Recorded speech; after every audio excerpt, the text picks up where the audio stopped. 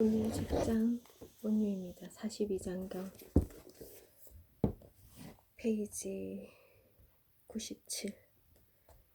미안해요 하고 그 사람에게 가서 말한다. 지금 뭘 하고 있는 건가? 그대는 자신의 이미지에 덧칠하고 있는 것이다. 에고는 이미지를 덧칠하려고 애쓴다.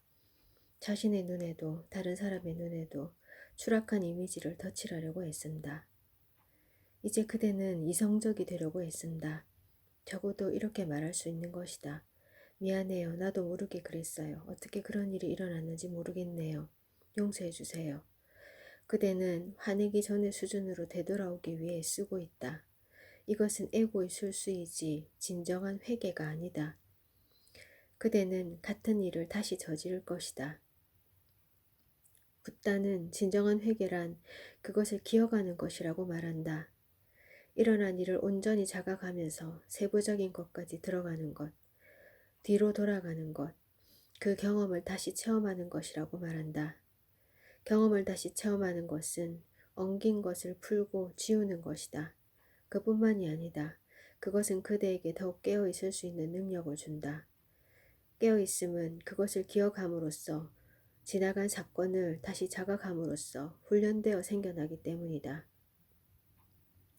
그대는 자각 속에서 깨어있음 속에서 훈련이 된다.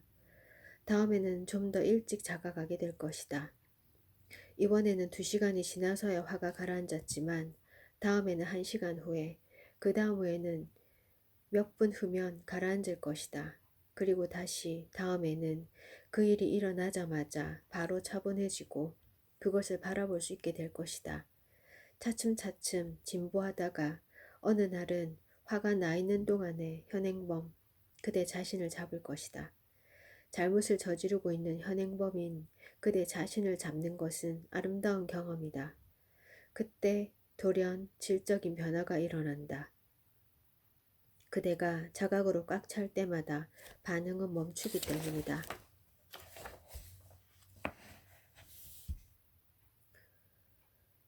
그대는 그 상황에서 깨어있음을 놓쳤다. 그러나 아직 할 수 있는 것이 있다. 그것을 지켜보는 일이다. 있는 그대로 그것을 지켜볼 수 있다. 그대는 훈련할 수 있다. 그것은 예행 연습이 될 것이다. 모든 상황이 완전히 괜찮게 느껴질 때까지 지켜보라. 그러고 나서 다른 이유 없이, 즉 부모나 성인 때문도 아니고 아이로 인해서도 아니고 순전히 이해와 명상을 통해 그것이 잘못된 행동이었음을 느끼고 용서를 구하고 싶으면 그렇게 하라. 그것이 잘못인 것은 다른 이유 때문이 아니라 그대가 무의식적으로 행동했기 때문이다. 반복해보자.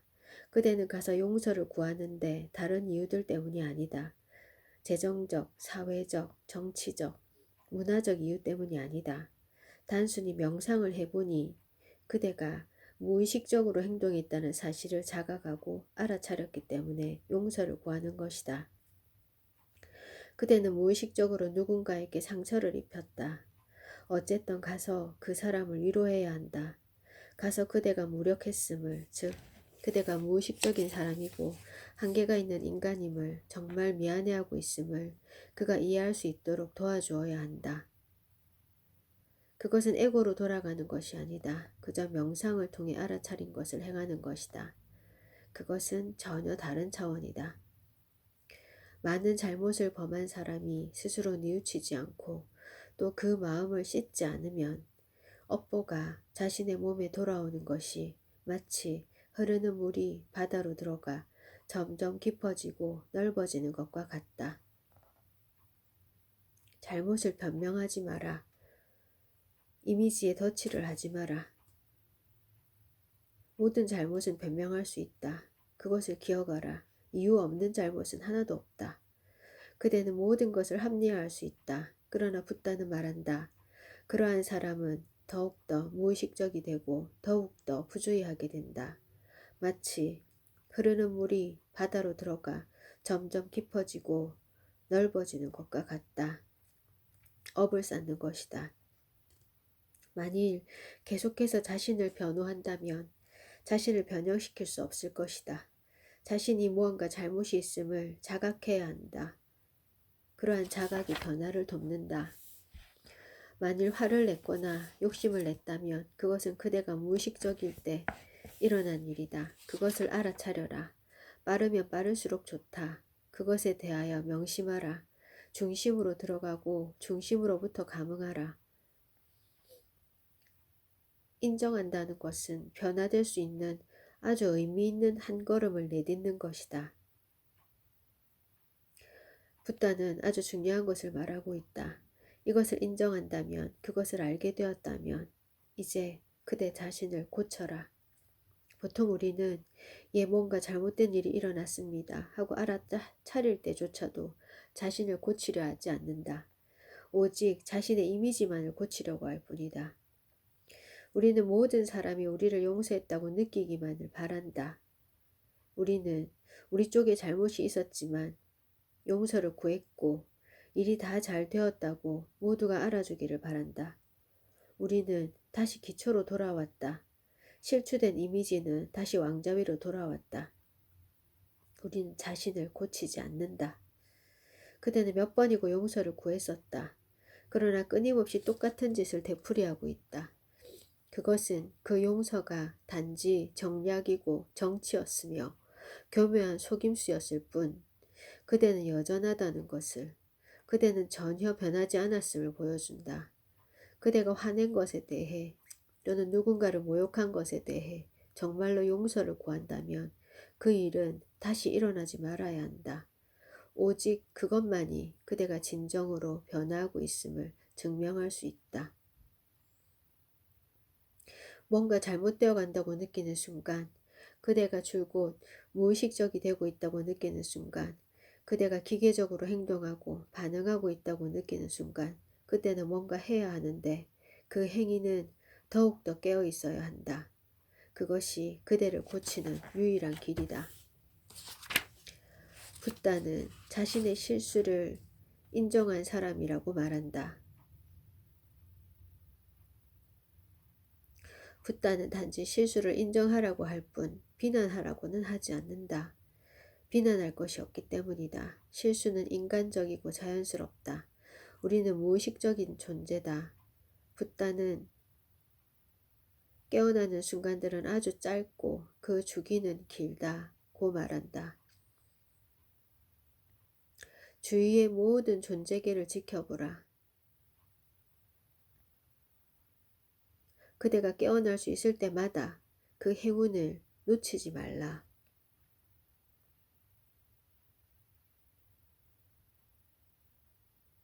그리고 무의식이 그대를 아래로 끌어당길 때 그 순간은 깨어날 수 있는 최고의 기회이다. 만일 그 순간들을 이용할 수 있다면, 만일 그 순간들을 하나의 도전으로서 이용할 수 있다면 존재는 더욱더 그대 안에서 깨어날 것이다. 어느 날 그대의 각성은 끊임없이 타오르는 불꽃, 영원의 불꽃이 된다. 그때 존재는 완전히 잠도 없고 꿈도 없는 상태로 깨어난다. 붓다는 이것을 혁신이라고 부른다. 혁신이란 말은 아름답다. 그것은 다시 만드는 것, 다시 모양을 만드는 것, 다시 짓는 것, 다시 창조하는 것을 의미한다. 혁신은 단지 일부만을 수정하는 것을 뜻하지 않는다. 혁신은 단지 한쪽이 떨어져 나간 석고를 다시 붙이는 것을 뜻하지 않는다. 혁신은 매우 혁명적인 단어이다. 그것은 다시 만드는 것, 다시 태어나는 것, 전적으로 새로워지는 것, 도약하는 것, 진부한 개성으로부터 떠나는 것, 낡은 핵으로부터 떠나는 것, 새로운 중심에 도달하는 것을 의미한다. 붓다는 어떤 것에도 사로잡히지 말라고 말한다. 그것을 알아차려라. 깨어 있어라. 그리고 나서 정반대의 것을 하라. 붓다는 선을 닦고 덕을 행하라고 말한다. 주된 잘못을 깨닫고 그대 존재 안에 새로운 통로를 만들라고 말한다. 의식적이 되어라. 그러나 그것에 묶이지 말라. 나쁜 일을 하지 않는 것은 사실상 선한 일을 하는 것이다. 부정적인 것에 흥미를 갖지 말라. 긍정적이 되어라. 그저 앉아서 그대가 해왔던 온갖 나쁜 일을 생각하고 마침내 과도하게 생각한다면 그것은 많은 음식을 차려주는 것과 다를 바 없다. 사소한 일들, 미미한 상처에 관해서 생각하지 말라.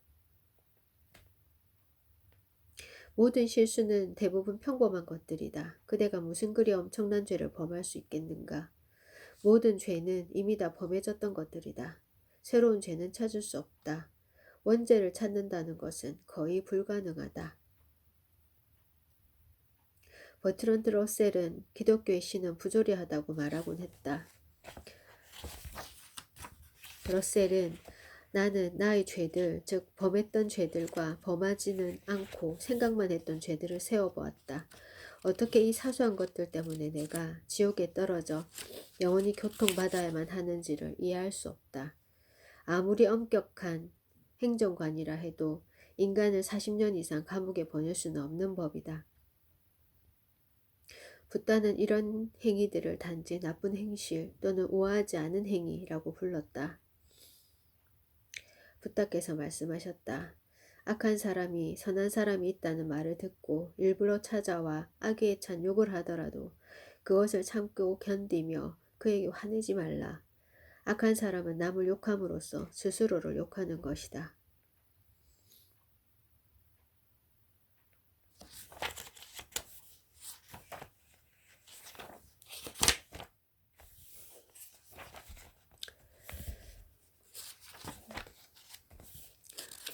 제4장 단마로 잘라. 붓다께서 말씀하셨다. 지혜로운 사람을 비난하는 악한 자는 하늘을 향하여 침을 뱉는 사람과 같다. 그 침은 하늘에 올라가지 않고 자기 자신 위에 떨어질 것이다. 악한 자는 또 바람을 향하여 먼지를 터는 사람과 같다. 그 먼지는 곧 자기를 더럽히게 되는 것이다. 그와 같이 지혜로운 사람은 결코 상처받지 않으며 악담은 악한 사람 스스로를 파괴한다. 붓다께서 말씀하셨다. 많이 배우는 것만으로 도를 이루려고 애쓰면 도를 알기 어렵고 가슴으로 도를 지키면 참으로 큰 것이 도이다. 붓다께서 말씀하셨다. 다른 사람이 도를 행하는 것을 보고 기뻐하는 사람은 큰 복을 받게 될 것이다. 어떤 사문이 붓다에게 물었다. 이 복은 다함이 있습니까? 붓다께서 말씀하셨다. 그것은 타고 있는 한 횃불에서 사람들이 가져온 수많은 다른 회에 불을 나누어 붙이는 것과 같다. 그들은 그것으로 밥을 짓고 어둠을 밝히나 원래의 횃불은 항상 변함없이 타고 있다. 도의 복도 이와 같은 것이다.